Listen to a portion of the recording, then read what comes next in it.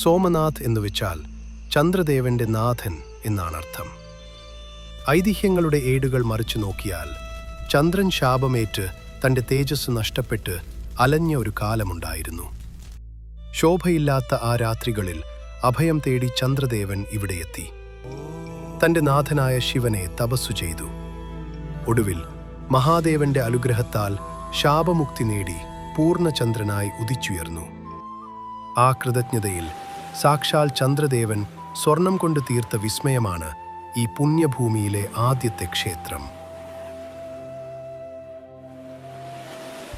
ഭാരതത്തിലെ 12 ജ്യോതിർലിംഗങ്ങളിൽ പ്രഥമസ്ഥാനം. കാലങ്ങളോളം സോമനാഥ് ശാശ്വതമായി നിലകൊണ്ടു.